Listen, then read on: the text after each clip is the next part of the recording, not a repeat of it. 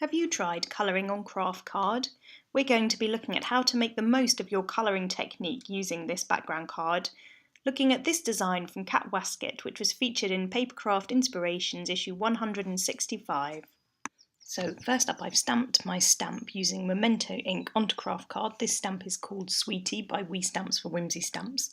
We're going to be colouring in the skin using the Copic markers, and you want to start with the darkest skin tone.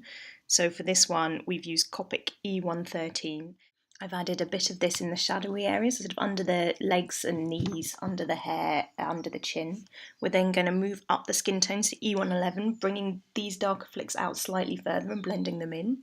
Then the next one we're using is E30, just extending the line out slightly further. And then we're on to E51, which we're going to colour in a lot of the colour detail. And then the final colour is E000, which we're going to use for the most highlighted areas of the fairy. Now we're going to work on the hair of the fairy. And starting with your darkest Copic, we used E59. You want to add some flicks in the areas which would be the darkest, so where the shadows would be cast by the sections of the hair.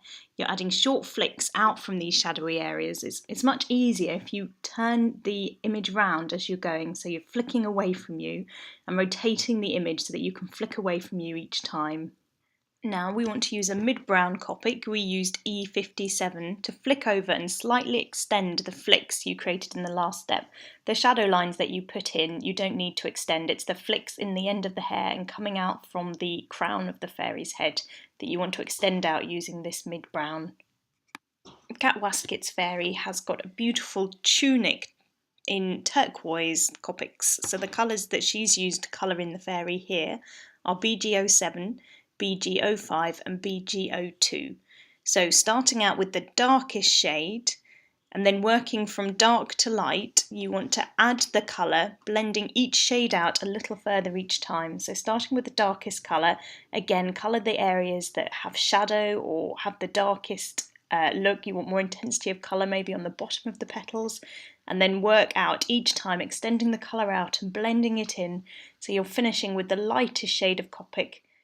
As the craft card soaks up the pigment quite easily, you'll see that once it's dried out, it really can intensify the colours. It can look a little bit washed out when you first put the colour down, but leave it to dry for a few minutes and you'll really start to see the intensity of colour coming through. We're colouring the wings and the lighter bottom of the tunic in 3 pale turquoise Copics, BG01, BG000 and BG0000. Again, working from dark to light, you want to add some small spots on the wings in the different colours to add texture to the fairy's wings. For our final bit of colouring, we're going to colour the foliage in design. So we're using 2 green Copics. The mid-green is G94.